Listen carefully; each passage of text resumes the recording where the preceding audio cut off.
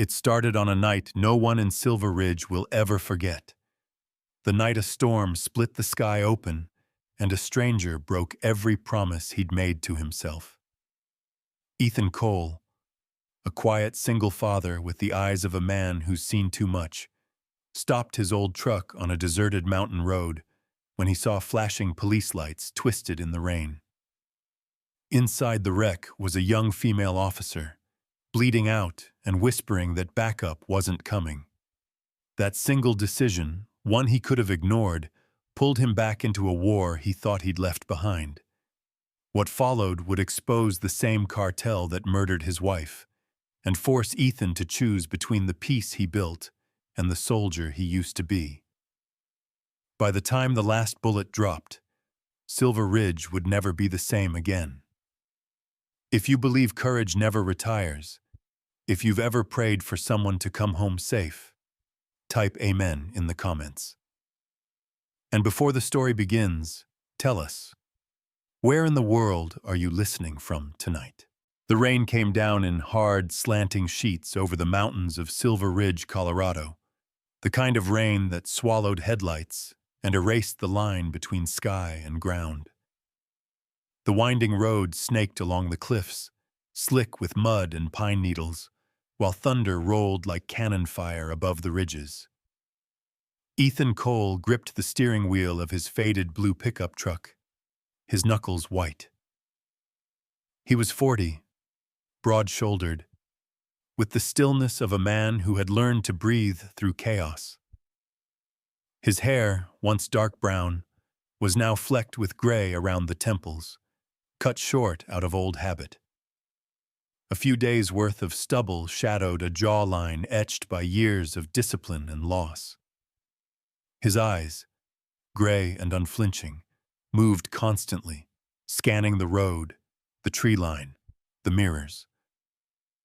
On the seat beside him lay a black and tan German shepherd, his coat glistening even in the dim light. Ranger was 6 years old, muscles coiled under wet fur, a scar running across his right ear, a memento from Afghanistan. He was alert even when resting, the kind of animal that seemed to understand silence better than words. Ranger had been with Ethan since their last deployment, and in the 5 years since Ethan left the Navy SEALs, the dog had been his only constant. The dashboard clock blinked 10:47 p.m. He was 2 hours late getting back from a supply run for the general store he worked for. It wasn't much, but hauling boxes and keeping to himself suited him fine. After everything that happened, the cartel ambush that took his wife Rachel, a patrol officer who never came home, quiet was all he could handle. Ethan reached down to scratch Ranger's neck. "Almost home, buddy." The dog's ears twitched, his gaze fixed on the darkness ahead. A low growl rumbled in his chest. "What is it?" Ethan muttered. He eased off the gas. Through the pounding rain, a flicker of red and blue flashed across the bend. Police lights, twisted and wrong, half buried behind a stand of aspens. The smell hit him before he saw it. Gasoline and burning rubber. Ethan's gut tightened. "Stay put," he ordered. But Ranger was already sitting up, muscles tense. The truck rolled to a stop. He grabbed his flashlight and stepped out into the storm. The wind knifed through his jacket, and the rain instantly soaked his jeans. Down the embankment, a police cruiser lay on its side, smoke curling from the hood. The beam of his flashlight caught shattered glass, a crumpled door, and a woman slumped over the steering wheel. He slid down the muddy slope, boots sinking deep. "Ma'am, can you hear me?" Her head stirred slightly. She was young, late 20s maybe, with auburn hair matted with blood and rain.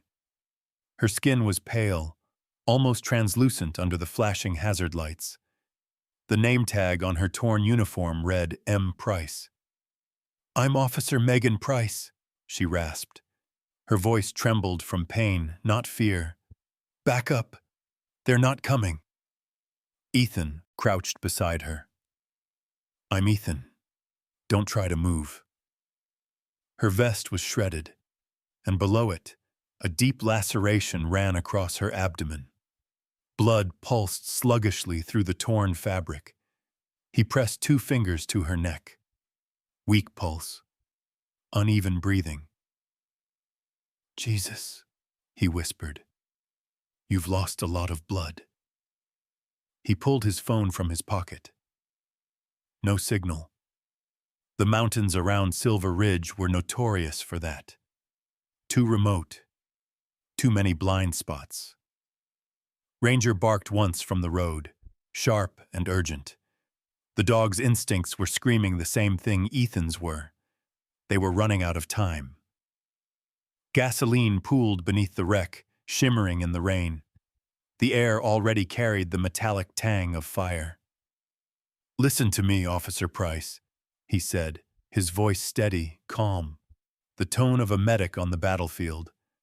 I'm going to get you out of here, but you have to stay with me. Do you understand? Her eyes fluttered. You're not a doctor. No, he said, pulling off his soaked jacket. Worse. I used to be a SEAL medic. With the knife he kept on his belt, an old combat blade with a worn rubber handle, he sliced through the twisted seatbelt, catching her weight before she fell. She gasped in pain, clutching weakly at his sleeve. I know, he murmured. Hurts like hell. Hang on.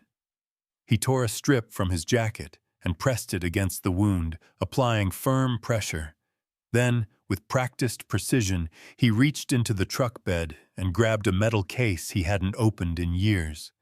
His field kit. Inside were aged but sterile dressings, a tourniquet, and a small vial of clotting powder. He worked fast, hands steady despite the tremor in his jaw.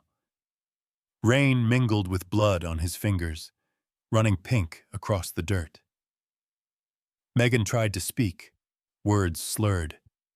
They ran me off the road. 2 trucks. Cartel. The word hit him like a knife to the ribs. His throat went dry. You're sure? She nodded weakly. Following a lead. They knew. The ground beneath the cruiser hissed. A spark from the broken wiring snapped through the air. Ranger! Ethan shouted. The dog barked twice in reply. He slipped his arm under Megan's shoulders, his other arm behind her knees, and lifted her. She was lighter than he expected, her body limp but trembling. The rain turned the slope into a slide of mud and roots, but Ranger darted ahead, finding a path through the undergrowth. Halfway up, the cruiser's gas tank ignited. The explosion tore through the trees, lighting the forest like daylight for a split second. The shockwave threw dirt and leaves against Ethan's back. He shielded Megan with his body, feeling the heat wash over them. When the thunder faded, he looked down. The burning wreck glowed below, a pool of orange fire in the black rain. You're insane, Megan whispered faintly against his shoulder. I get that a lot, he replied. At the top of the slope, Ranger whined and circled, anxious. Ethan laid Megan on the ground beside the truck. Her breathing was ragged but steady. He checked the bandage. The bleeding had slowed. You did good, he said quietly. Her eyelids fluttered. You shouldn't have stopped. Yeah, Ethan muttered, staring at the flames below. Story of my life. He climbed into the truck, grabbed a dry blanket from the back seat, and covered her. Then he sat on the wet asphalt beside Ranger, running a hand through the dog's fur. The storm hadn't let up, but for the first time in years, Ethan's mind was eerily clear. 5 years of silence. 5 years of pretending he'd left the war behind. But tonight, under the cold rain of Silver Ridge, Surrounded by smoke and sirens in the distance, he realized the truth. The war had never left him. It had just been waiting for him to answer. Ranger rested his head on Ethan's knee, eyes reflecting the firelight. Ethan whispered, almost to himself, "Looks like we're back in it, boy." The dog didn't move, only thumped his tail once against the ground, a quiet acknowledgement that the soldier in both of them had just woken up again. The smell of antiseptic and rain still lingered in the corridors of Silver Ridge County Hospital. The storm had passed hours ago, leaving the town washed clean but heavy with the scent of pine and diesel from rescue vehicles parked outside. Inside room 207, fluorescent lights hummed above the still body of Officer Megan Price. Her auburn hair was matted to her forehead, the right side of her face marked by a deep bruise where the airbag had struck. She was tall, athletic, the kind of woman who had spent years in a police gym yet carried herself with quiet restraint. A deep-stitched wound ran across her abdomen, covered neatly by gauze. The stitches, too straight, too perfect, caught the attending doctor's attention immediately. Dr. Patel, a thin man with rimmed glasses and permanent worry lines, leaned closer. "Whoever did this," he said softly to the nurse beside him, "wasn't an amateur. This is combat medicine. Clean, fast, efficient." The nurse frowned. "You think a paramedic found her out there?" Patel shook his head. "No paramedic works like this. This was done under fire, by someone who's been there." Outside the room, Police Chief Roy Bennett stood with his arms crossed, watching through the glass. Bennett was in his late 50s, broad-chested with a permanent tan from decades in the Colorado sun. His silver hair was cut military short, and a thick mustache framed a mouth that rarely smiled.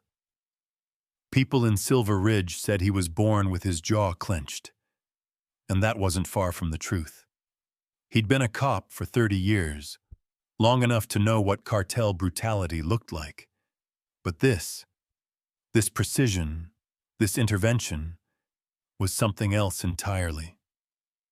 When Megan had been found, she was barely alive. Yet by the time paramedics arrived, the bleeding had slowed. Her vitals were stable, and a field tourniquet had been tied so well that even the hospital trauma staff praised it. Whoever saved her had disappeared before anyone could ask a question. Bennett turned to his deputy, a young officer named Tom Weaver, lanky, eager, still new enough to shine his badge every morning. "Find me the man who pulled her out," Bennett ordered. "The truck she came in, plate number, make, color, whatever. I want it now." "Yes, sir," Weaver replied, already flipping open his notepad. By noon, the story spread across the small mountain town. A mysterious man with a German shepherd had rescued a dying cop in the storm, then vanished into the night. 2 miles away, at the edge of town, Ethan Cole was sitting at the corner booth of Grace's Diner, the only place open before sunrise, and the only one that didn't ask questions. The diner smelled of coffee, bacon grease, and old country songs from the jukebox that hadn't worked properly in years. Ethan sat with his usual black coffee, untouched, his damp jacket hanging on the back of the chair. Ranger, the German shepherd, lay beneath the table, his head on his paws, occasionally lifting his ears when the door opened. Grace Miller, the owner, moved behind the counter, with the ease of someone who'd been doing this her whole life. She was in her mid-50s, with warm brown eyes and silver streaks in her hair that she didn't bother to dye. The lines on her face came from smiling more than frowning. But tonight, they carried a quiet grief. She had lost her only son, a Marine, 10 years ago in Afghanistan. And though she never talked about it, the flag folded in a wooden frame above the counter said enough. Grace poured him a fresh cup of coffee. You look like hell, Ethan. He gave a half smile. Feel worse. She slid the mug toward him and leaned her elbows on the counter. Storm kept you up? Something like that. He glanced out the window. The rain had slowed to a mist. Heard sirens most of the night. Grace studied him, noticing the mud on his boots, the faint smell of smoke clinging to his jacket. You were out there, weren't you? Ethan didn't answer. Ranger lifted his head, amber eyes watching her. Grace's voice softened. You did something, didn't you? He met her gaze for a second before looking away. Someone needed help. Grace sighed, shaking her head. That's always been your curse, Ethan. You can't help yourself. She meant it kindly. After all, she'd watched him drift into town 5 years ago. Quiet, polite, always paying cash. He worked odd jobs, kept to himself, never talked about his past. But everyone knew the way he scanned a room, the way his posture never fully relaxed, and the way that dog never left his side. Outside, the diner's doorbell jingled. 2 uniformed officers stepped in, rain still dripping from their coats. One of them, Officer Weaver, looked young enough to still call Bennett Sir, with both respect and fear. Morning, Grace, he said, tipping his hat. Sorry to bother you. Grace crossed her arms. You're not bothering me, Tom. Coffee? Not today, ma'am.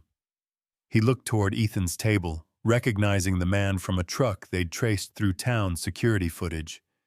Mr. Cole? Ethan didn't flinch. That's me. I'm Officer Weaver, Silver Ridge PD. The chief would like a word about last night. Grace frowned. He didn't do anything wrong. Weaver nodded quickly. No one's saying he did.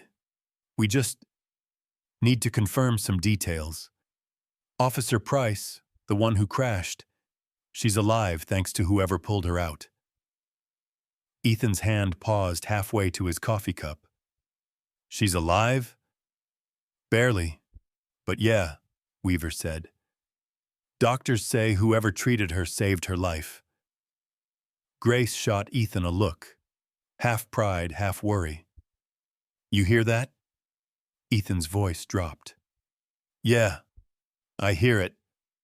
Weaver hesitated, glancing at Ranger. That your dog? Yeah, Ethan said simply. He doesn't bite unless you deserve it. The officer gave a nervous laugh and stepped back. Chief Bennett would like to thank you personally. He's at the station. Ethan nodded once. Tell him maybe tomorrow. Weaver blinked. Sir? Tomorrow, Ethan repeated, tossing a few bills on the counter. He stood, tall and solid, the kind of man whose presence filled a room even when he said nothing. Ranger rose immediately, tail low, eyes alert. Grace watched them go, the bell chiming behind them. Outside, the clouds had broken just enough for a sliver of sun to hit the wet pavement. Weaver turned back to Grace. Is he always like that? She smiled sadly. Like what? Like he's carrying the whole damn world on his shoulders.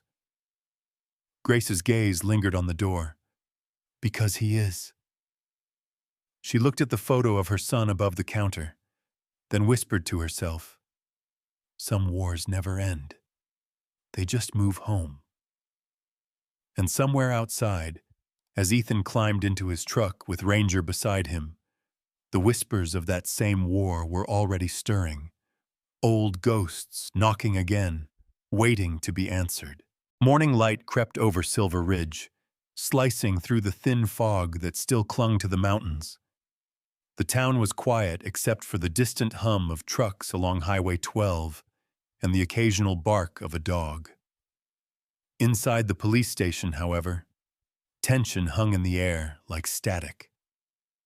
Detective Carla Ruiz stood over a corkboard filled with photos, maps, and red strings connecting faces that didn't want to be connected.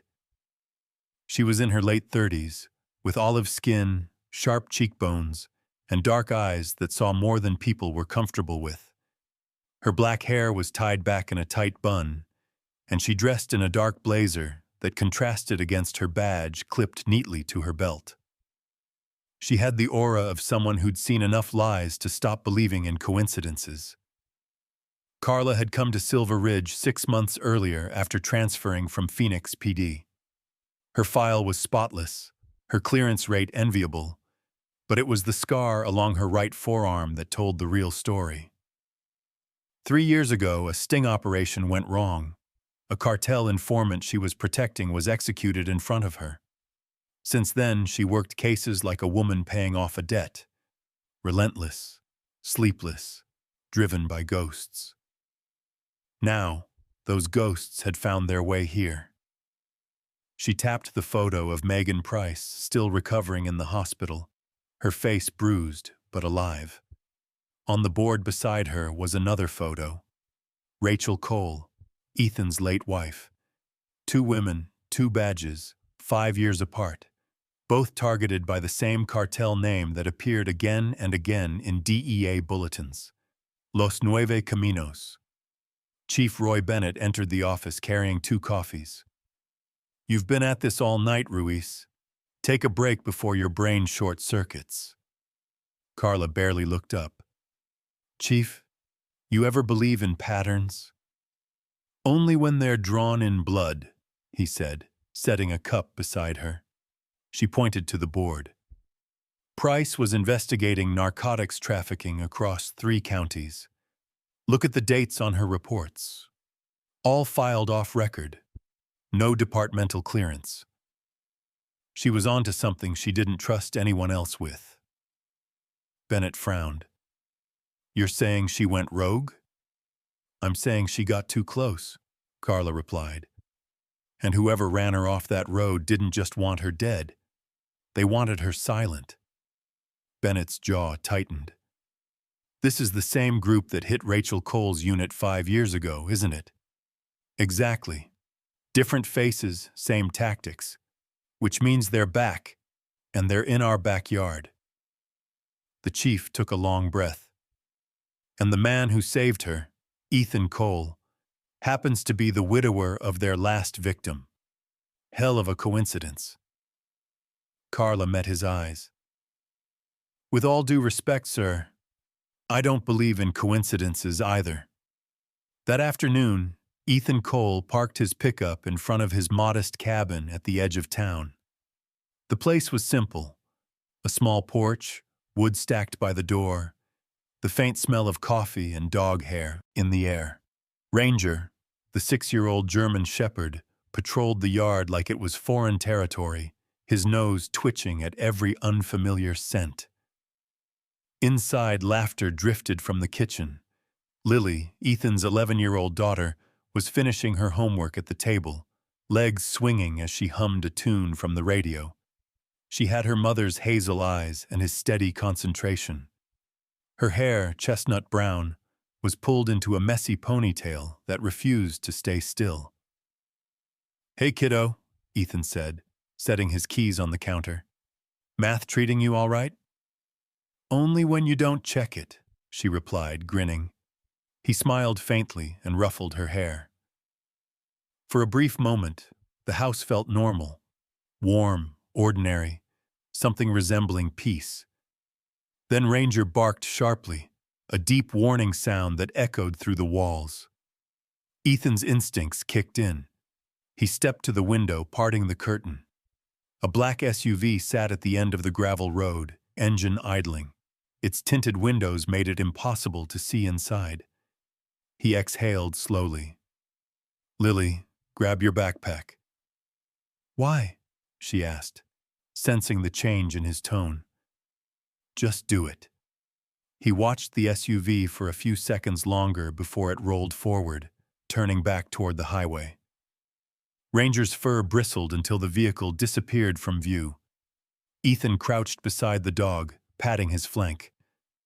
Good boy. You saw it too. His pulse steadied, but the realization hit him like a cold wave. Someone had found them. Again. Later that evening, a knock echoed through the diner. Grace Miller looked up from wiping down tables. Her hands smelled faintly of coffee and lemon soap.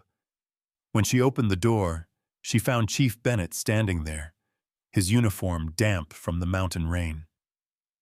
"Evening, Grace," he said. "He here?" She sighed, nodding toward the back booth. "Same coffee, same corner."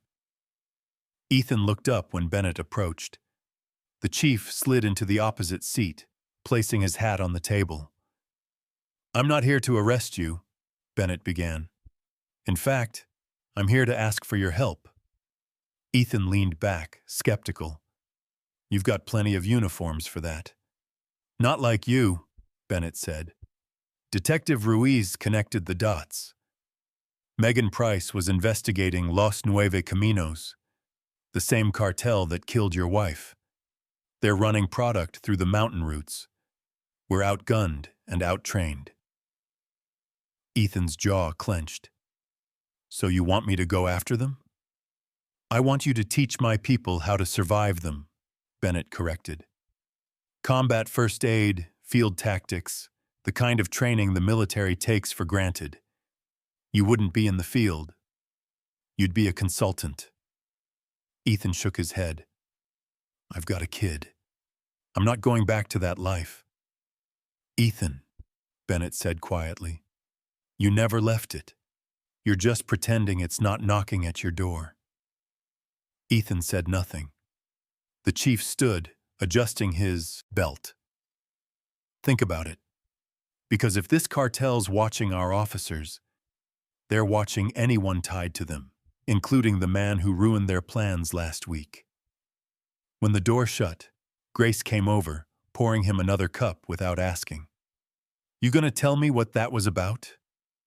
Ethan stared into the coffee, seeing the reflection of a man he no longer recognized. "He wants me to train cops. Says it's safer than fighting." Grace placed a gentle hand on his arm. "Sometimes courage isn't about charging in, Ethan.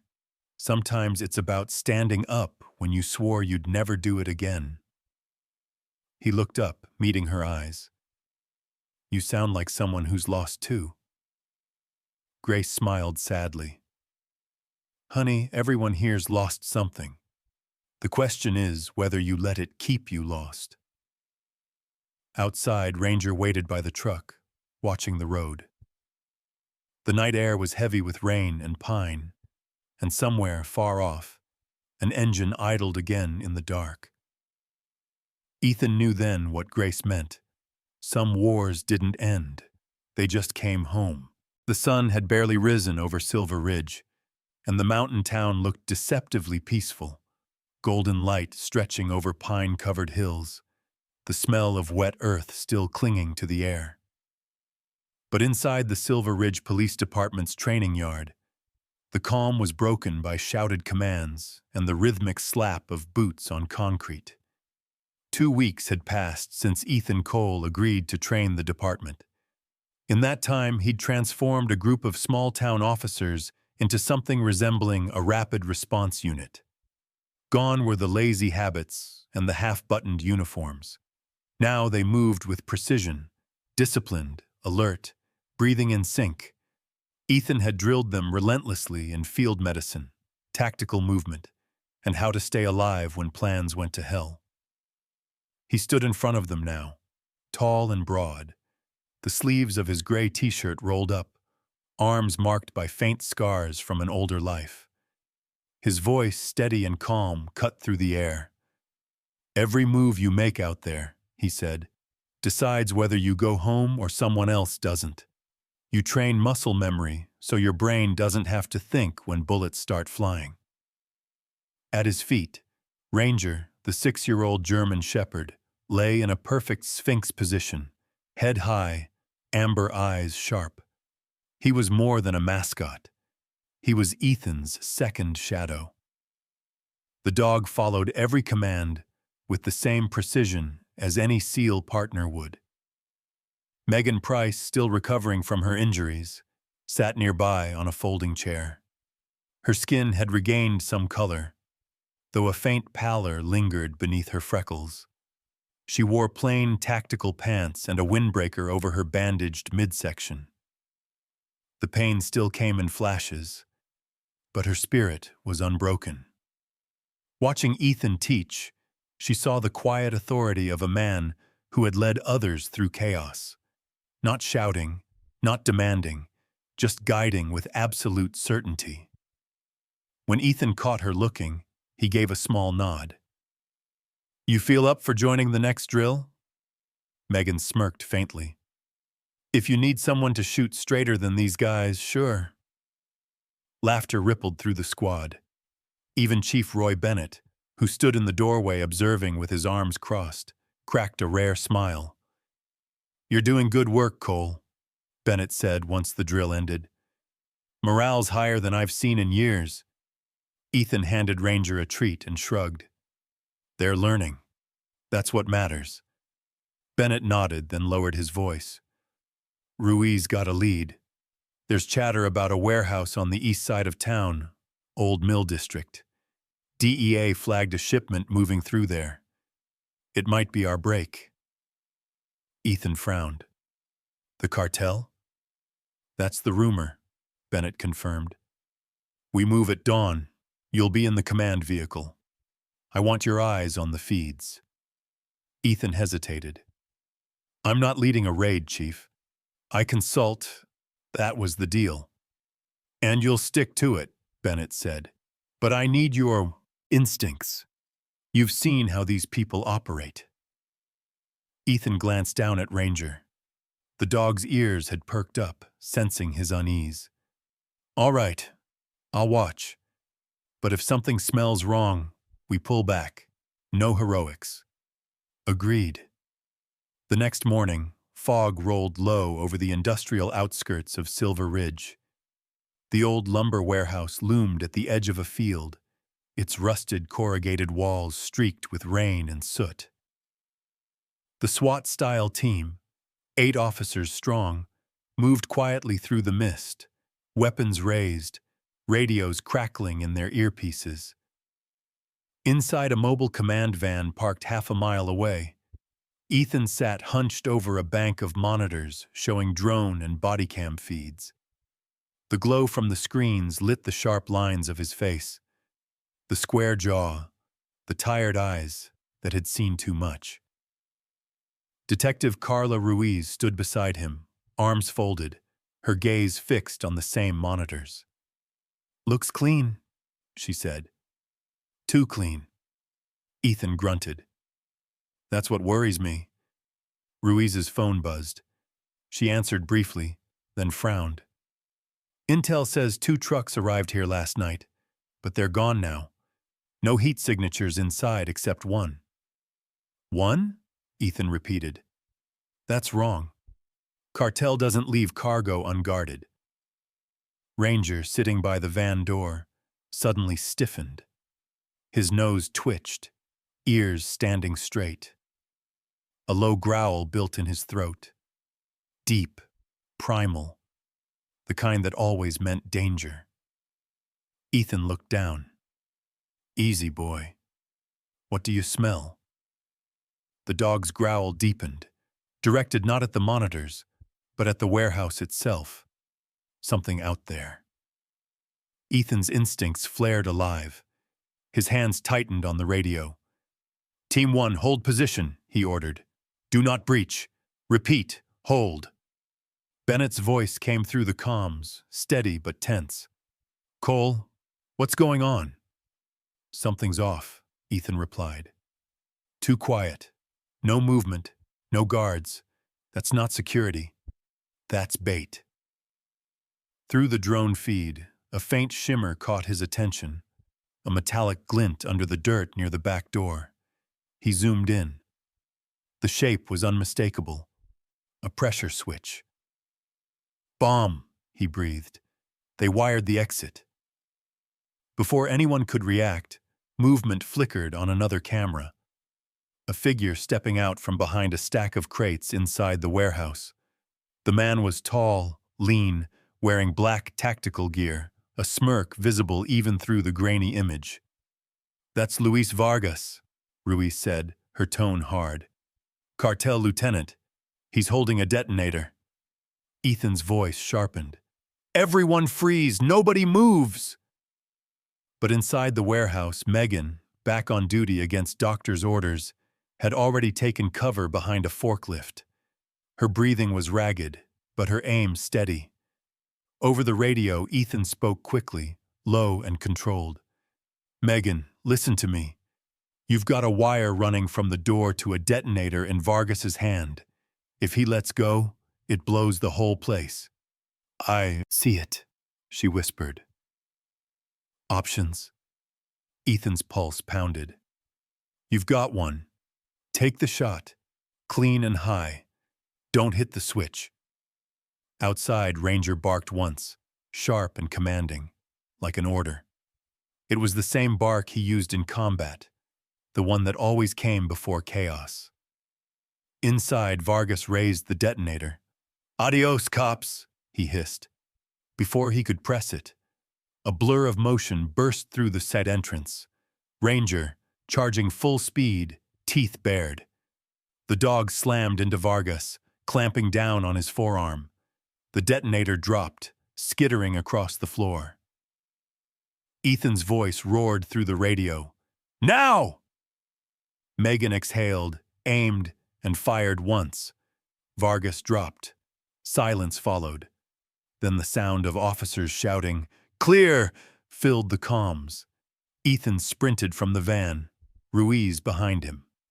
When he entered the warehouse, the acrid smell of gunpowder mixed with sweat and diesel. Ranger sat beside Vargas's body, panting but uninjured, blood smeared on his fur. Megan leaned against a crate, pale but standing. Ethan crouched beside her. "You all right?" She nodded weakly. "Next time, maybe you leave the dog on the leash." He smirked. "You know him. Doesn't listen to orders he doesn't like." Bennett stepped in, eyes scanning the scene. "0 casualties," he said, almost in disbelief. "Not a single officer down." Ethan looked at the team. Bruised, muddy, alive. That's what training's for. Outside, dawn finally broke through the fog, casting pale light over the town. The war wasn't over, but for the first time in years, Silver Ridge had won a battle. And for Ethan, watching Ranger wag his tail beside him, it felt like something he hadn't known in a long time. Hope. Spring had come to Silver Ridge, the kind that didn't just melt snow. It thawed people. The mountains stood green again, the rivers alive, and the scars of winter hidden beneath a blanket of wildflowers. For the first time in years, the town breathed easy. The cartel network that had haunted the county for half a decade was gone. Arrests had rolled in like dominoes, dozens of suspects, warehouses raided, money trails severed. The name Los Nueve Caminos was fading into a footnote in law enforcement reports. But for Ethan Cole, the end of that war wasn't a celebration. It was a silence he didn't quite know how to live in. He sat on the porch of his small cabin, boots crossed, a mug of coffee in hand.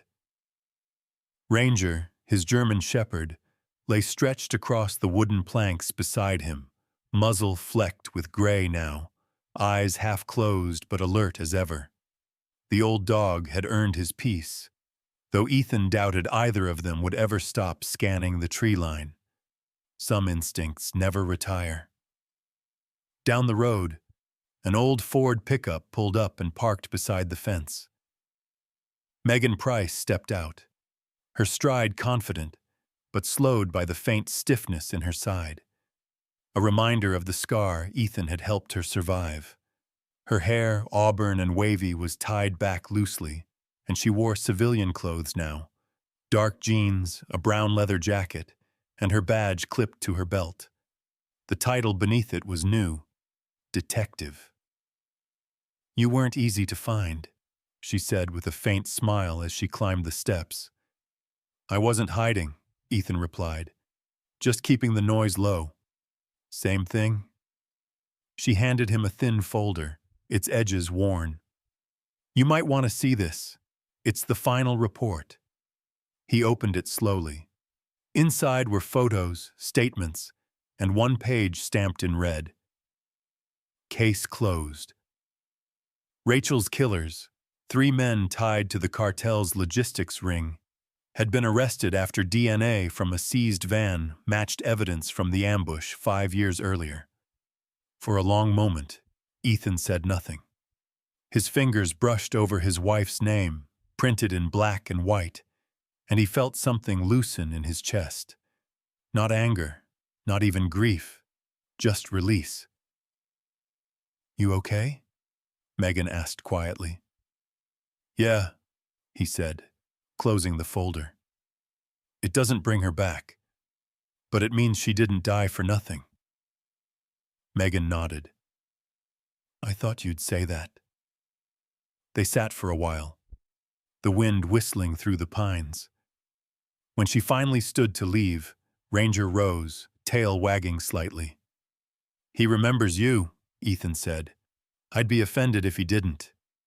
She scratched behind the dog's ear, smiling. "You know, we're starting a county task force next month. Joint operation with the DEA. They asked if I knew anyone who could teach tactical medicine." Ethan chuckled softly. "You just don't quit, do you?" "Neither do you," she said, glancing around the porch. "But maybe you've finally found a better battlefield." He looked out at the valley below, where the town stretched like a quiet promise. "Yeah," he said. "Maybe." Megan turned to go, but paused halfway down the steps. "You ever think about coming back? Even part-time?" Ethan smiled faintly. "I think about a lot of things. Doesn't mean I do them." She nodded, understanding, and walked back to her truck. The engine rumbled to life, fading into the distance. Ethan watched until she disappeared down the dirt road, leaving only the echo of tires against gravel. A week later, the wooden sign went up over a small converted barn at the edge of town. Cole and Ranger First Response Training, because the first minute matters. The inside was simple but solid. Rows of chairs, CPR dummies, bandages neatly arranged on tables. It smelled faintly of sawdust and coffee. Ethan had built most of it himself, with a little help from the townsfolk and Grace Miller, the diner owner who refused to let him skip breakfast for 3 straight weeks. Grace had expanded her business since the raid, turning the back of her diner into a responders cafe, a place where cops, medics, and firefighters could eat free. Her hair had grown a little grayer, but her spirit hadn't dimmed. "You sure about this?" she asked as she carried in a box of coffee urns. Ethan smiled. "You've been asking me that every day. And I'll keep asking till you stop looking like a man waiting for permission to breathe," she replied. Her eyes softened. "Rachel would have been proud." He nodded, throat tightening. "I hope so." The first class filled the room, a mix of civilians, teachers, construction workers, even a teenage boy with an EMT patch on his backpack. At the back, Lily, now 12, sat cross-legged with a notebook, trying to hide her excitement behind a serious face. She had grown taller, but her smile was still the same, the one that cracked Ethan's defenses every time. He stood at the front beside a whiteboard, Ranger sitting obediently at his heel. "All right," he began, voice calm but carrying weight. "Today isn't about being heroes. It's about doing something when everyone else freezes.